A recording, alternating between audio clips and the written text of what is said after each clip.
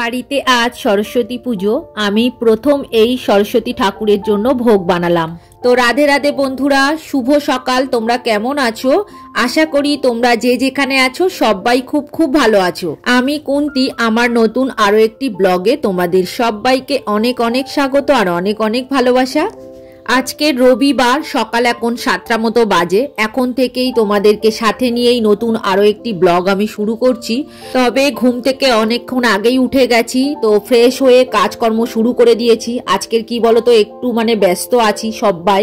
সকালের বাসি কাজ মোটামুটি আমার হয়ে গেছে। এখন এই গ্যাসটা মুছবো, মুছলেই হয়ে যাবে।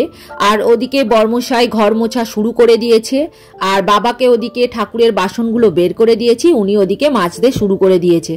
তো সকাল সকাল আমাদের এই কাজগুলো সেরে নিয়ে আমার আবার ঠাকুরের ভোগ করতে হবে, তাছাড়া নিজেদের খাবারও করতে হবে। তো ওই কারণেই সবাই মিলে আজকে কিন্তু আমাকে হেল্প করে দিচ্ছে। তো এদিকে দেখো, গ্যাস ওভেন মুছে পরিষ্কার করে নিচ্ছি। এরপর তো দুপুরে রান্না আছে আমার। তবে এই ওভেনে কিন্তু আমি ঠাকুরের ভোগ করব না, আমি ওভেন তো কিনেছি, সেইটাতেই করব। তবে এটাতে আমাদের দুপুরের খাবার করব, তো পরিষ্কার করে নিয়েছি। আজকের দুপুরে খিচুড়ি রান্না করব, বেগুন ভাজা, পাঁপড় ভাজা আর আলুর দম করব। তো সেইগুলোই সব আমি জোগাড় করে রেখে দিচ্ছি। তো ওদিকে চলে যাব স্নান করে। বাবার তো বাসন মাজা হয়ে গেছে, ওই বাসনগুলো এইবার জল ধোয়া করে নিতে হবে আমাকে। দেখো, ধুয়ে ধুয়ে এখানে জমা করে রেখেছিলাম, জল ঝরে গেছে। তো দেখো কত বাসন বাবা আজকের সবটাই কিন্তু মেজে দিয়েছে, আর আমি শুধু ধুয়ে নিয়েছি। তো কি বলতো, একসাথে মাজলে একটা সাবানের দাগ পড়ে যায় বাসনের উপরে, সেগুলো আবার ডলে ডলে আবার পরিষ্কার করে নিতে হয়। তো ওই কারণে আমি কিন্তু স্নানের আগে এইগুলো পুরো পরিষ্কার করে নিয়ে জল ঝরাতে দিয়ে গেছি। তো দেখো এখন দেখছি পুরো জল ঝরে একদম শুকনো হয়ে গেছে। তবে এই কাঁসা বা তামার বাসনগুলো মাজার জন্য একটা পাউডার পাওয়া যায়, সেটা দিয়েই কিন্তু মাজা হয়েছে। তো তোমরা অনেকেই ভাববে এরকম চকচক করছে কিভাবে, তো ওইটা পাউডারটা দিয়ে মাজলে তো এইরকম ঠিক চকচক করে, অনেক সহজেই মাজা হয়ে যায়। এখন দেখো ভোগ করতে চলে এসেছি। তার মধ্যে বেগুন ভাজা আগেই আমার হয়ে গেছে, তো আমি ওইদিকে গিয়েছিলাম আর বর্মশাইকে বসিয়ে দিয়ে গেছি। তো বেগুন দেখো একটু একটু কালো করেই ফেলেছে। তো যাই হোক, ভগবানের যা ইচ্ছা আছে তাই তো হবে।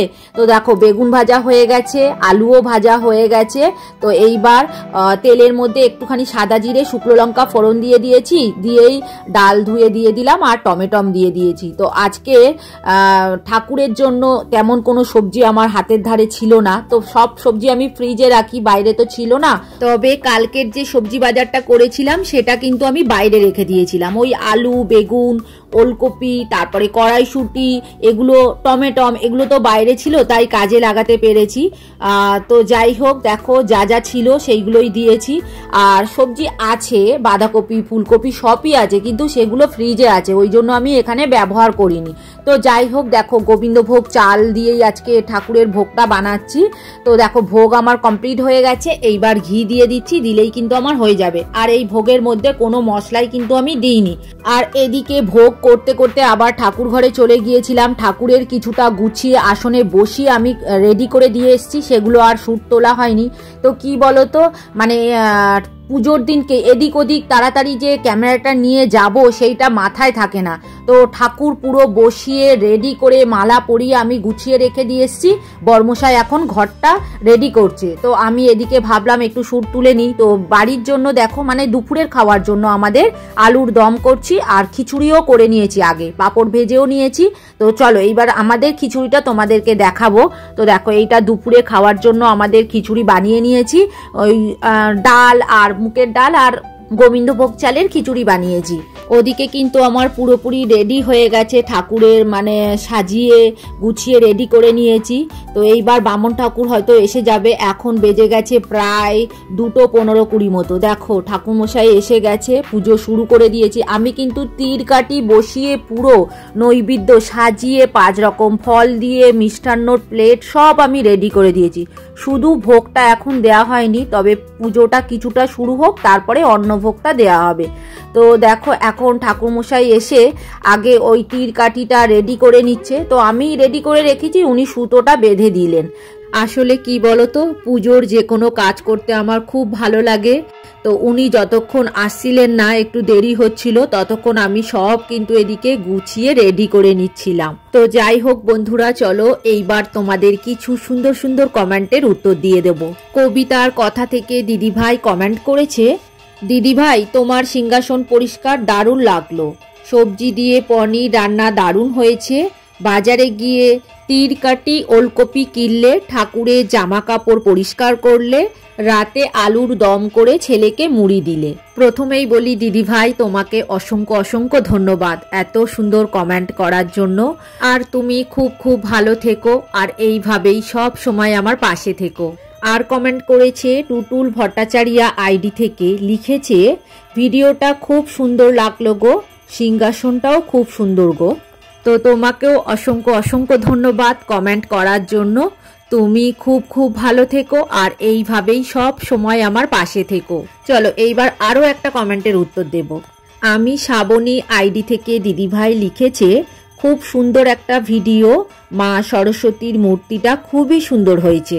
আর কমেন্ট করেছে হ্যাপি ফ্যামিলি উইথ সোমা থেকে দিদিভাই লিখেছে, প্রথম লাইক দিয়ে শুরু করলাম দিদিভাই, পুরোটাই দেখবো, ভালো থেকো।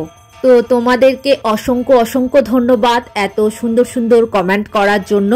তো তোমরা সবাই খুব খুব ভালো থেকো গো, আর এইভাবেই সব সময় আমার পাশে থেকো।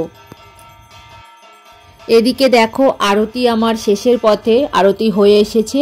তো এইবার হোম করা হবে, হোমের জোগাড়ও করা হয়ে গেছে। আর বাবা ওদিকে ধুনো দিচ্ছে, তবে বাবাকে দেখানো যাচ্ছে না। আসলে কি বলতো, আমাদের জায়গাটা তো ঠাকুরঘরের খুব ছোট্ট, একটু বড় হলে সুবিধা হতো, তবে আর জায়গা নেই বলেই ছোট্ট হয়ে গেছে।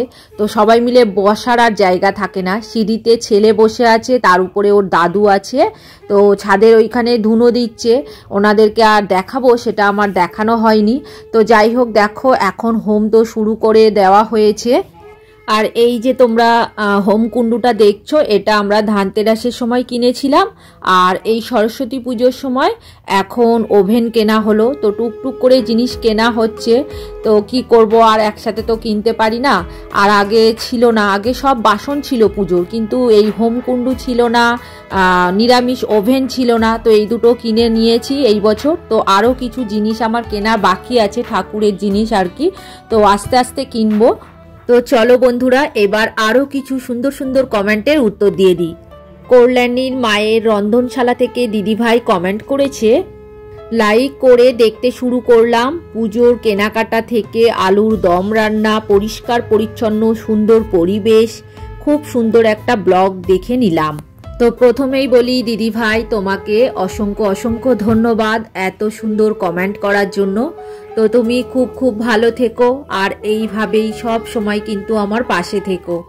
এদিকে হোম কিন্তু কমপ্লিট হয়ে গেছে, তাও আমি এক্সট্রা কিছু পাতা ছিল সেইগুলোই দিয়ে দিচ্ছি। ছেলেও হোমে পাতা দিয়েছে, বেলপাতা কাঠ দিয়ে দিয়েছে, ওর দাদু দিয়েছে, আর বামন ঠাকুরের তো দেওয়া হয়ে গেছে, তাও এক্সট্রা কিছু ছিল লাস্টে আমি দিয়ে দিলাম। তো এদিকে হোম তো হয়ে গেছে, দইও দিয়ে দিল, এইবার কলা ঘি দিয়ে মাখিয়ে দিয়ে দিলেই কিন্তু হয়ে যাবে। তো শেষে দেখো দুধ দিয়ে দিল, তো কমপ্লিট হয়ে গেল হোম। এখন হোমের ছাই নিয়ে বাটিতে করে ঘি দিয়ে মাখিয়ে নেবে, তারপরে উনি ঠাকুরকে হোমের টিকা পরিয়ে দিয়ে আমাদের পরিয়ে দেবে, দিলেই কিন্তু পুজো কমপ্লিট হয়ে যাবে। এইবার শান্তি জল দিয়ে দিচ্ছে। এবার আরো কিছু কমেন্টের উত্তর দিয়ে দেবো। সংসার বৃন্দাবন থেকে দিদিভাই কমেন্ট করেছে, দিদিভাই তোমার আলুর দম খুব ভালো হয়েছে। আর কমেন্ট করেছে রূপা দেবী অফিসিয়াল থেকে দিদিভাই লিখেছে, খুব সুন্দর হয়েছে। তো তোমাদেরকে অসংখ্য অসংখ্য ধন্যবাদ এত সুন্দর কমেন্ট করার জন্য। তো তোমরা সবাই খুব খুব ভালো থেকো, আর এইভাবেই সব সময় আমার পাশে থেকো। তো এইবার তোমাদের মা সরস্বতী ঠাকুরকে একটু কাছ থেকে দেখাবো। দেখো আমাদের ঠাকুরকে ঠিক এইরকমই লাগছে দেখতে, সাজিয়ে গুছিয়ে। তো বামন ঠাকুর মশাই চলে গেছেন, তারপরে কিন্তু আমি এই সুরটা তুলছি। তো উনি প্রসাদটা একটু ভেঙে দিল একটা ডালা, তারপরে আমি আস্তে আস্তে প্রসাদ তুলে নিয়েছি। তো ওদিকে ছেলে আবার পড়তে চলে যাবে 5টা থেকে, এই সবে 4:30-র সময় পুজো শেষ হয়েছে জানো তো। তো সকাল থেকে এখনো কেউ কিছুই খায়নি, বাবা আর বর্মশাই একটু চা খেয়েছিল, আর ছেলে আমি এখনো কিচ্ছু খাইনি। তো এইবার খাওয়া দাওয়া করব। আর তোমাদের তো ভালো করে দেখানো হয়নি, ঠাকুর মশাই আসার আগে তো গুছিয়ে নিয়েছি, তখন আর মাথায় ছিল না যে তোমাদের একটুখানি দেখিয়ে নেব। তো দেখো আজকের সিংহাসনের ঠাকুরগুলো ভালো করে মালা পরিয়ে সাজিয়ে নিয়েছি। তো কেমন লাগছে আমার ঠাকুর ঘরটাকে তোমরা কিন্তু কমেন্ট করে জানিও। তো যাই হোক, এবার খাবার জায়গায় চলে এসেছি। দেখো খিচুড়ি, পাঁপড় ভাজা, আলুর দম আর বেগুন ভাজা। তো 4 জনের জন্য নিয়ে নিয়েছি। এইটা আমার প্লেট রেখে দিয়েছি, আর প্রত্যেকে কিন্তু খেতে বসে গেছে। দেখো এখানে বাবা খাওয়া শুরু করে দিয়েছে। তো বাইরেটা তোমাদের দেখালে বুঝতে পারবে পুরো ধোঁয়া হয়ে গেছে। তবে এখনো প্রসাদও খাওয়া হয়নি। ওই বামুন ঠাকুর মশাই একটা সন্দেশের মধ্যে থেকে নিয়ে আমাদের সবাইকে দিয়েছে, আবার উনিও প্রসাদ করেছে। ওই প্রসাদটুকু খেয়েই সবাই জল খেয়েছে, তারপরেই দেখো খিচুড়ি খাওয়া শুরু করে দিয়েছে। তো ছেলে ওদিকে পড়তে যাবে, ও তাড়া দিচ্ছে। তো দেখো এখনো কিছুই গোছানো হয়নি, এখানে সিধে পড়ে আছে। বাবাকে প্রসাদগুলো দিয়েছি, বাবা একটু গুছিয়ে রাখছে, জানো তো একসাথে থাকলে নষ্ট হয়ে যায়। তো ফল মিষ্টি সবই আলাদা করে করে দিচ্ছে বাবা। কি করছো বাবা? ও অনেক, হ্যাঁ অনেক প্রসাদ হয়ে গেছে তো। তা এত তো খাওয়া যাবে না, সব কৌটোই করে করে ভরে রাখো। ওদিকে ঠাকুর ঘরের কাজ এখনো অনেকটা পড়ে আছে। তো যতটুকুনি পেরেছি আজকের করে রেখে দিয়েছি। কি বলতো, ঠাকুর মশাই বলে গেছে আজকের কিন্তু কিছুই সরাবে না, কেননা আজকের পঞ্চমী তো থাকছে, ওই জন্যই। তো ওদিকে সব কিছুই আছে, বাসন কোসন যেরকম আছে, শুধু জায়গাটা একটু সামনের দিক থেকে মুছে পরিষ্কার করে নিয়েছি আর সন্ধ্যেটা দিয়ে দিয়েছি। তো দেখো রাত্রির বেলায় কিছুটা বাসন আমি মেজে নিচ্ছি। তো অনেক বাসন পড়ে গেছে, মাজা তো হয়নি, তো ওই কারণে অনেকটা জমে গেছে। এখন বাসন মেজে রান্নাঘরটা পরিষ্কার করে নেব, আর রাতের জন্য একটুখানি ভাত বসিয়ে দেবো। তো আজকের আর রুটি করতে ইচ্ছা করছে না, কুকারে একটুখানি ভাত বসিয়ে দেবো, সেটাই খাওয়া হবে। ওই আলু সিদ্ধ ভাত বসিয়ে দিয়েছি। তাহলে এবার শেষ কমেন্টের উত্তরটা দিয়েই দিই। সুস্মিতা দাস মহারানা দিদিভাই কমেন্ট করেছে, লাইক দিয়ে কিন্তু বসে বসে পুরো ভিডিওটা কিন্তু দেখে নিলাম। সত্যি বাড়িতে পুজো হলে অনেক কাজ থাকে। তো আরও একটা কমেন্ট করেছিলে, লিখেছিলে ভিডিওটা আমি দেখেছিলাম কিন্তু কমেন্ট করতে ভুলে গেছিলাম। তুমি যখন আমার নামটা নিলে না পরের ভিডিওতে, তখনই বুঝতে পারলাম যে আমি কমেন্ট করতে ভুলে গেছি। তো প্রথমেই বলবো দিদিভাই তোমাকে অসংখ্য অসংখ্য ধন্যবাদ কমেন্ট করার জন্য। আর কি বলো তো, মাঝে মাঝে এরকম আমিও ভুলে যাই। তো তুমি যে সত্যি কথাটা বললে, এটা আমার অনেক ভালো লাগলো। তুমি খুব খুব ভালো থেকো, আর এইভাবেই সব সময় আমার পাশে থেকো। তো চলো বন্ধুরা, আজকের ভিডিও আর বড় করব না, এখানেই শেষ করব। তোমরা সবাই খুব খুব ভালো থেকো। যারা নতুন বন্ধু হয়ে আমার এই ভিডিওটা দেখছো, তাদের আমার পাশে থাকার জন্য অনুরোধ করছি। আর যারা পুরনো বন্ধু হয়ে আমার পাশে আছো, তাদেরকে অসংখ্য অসংখ্য ধন্যবাদ আর অনেক অনেক ভালোবাসা রইল। আর হ্যাঁ, ভিডিওটা কোথাও যদি তোমাদের ভালো লেগে থাকে তাহলে একটা লাইক করে দিও। তাহলে এবার দেখা হবে পরের ভিডিওতে।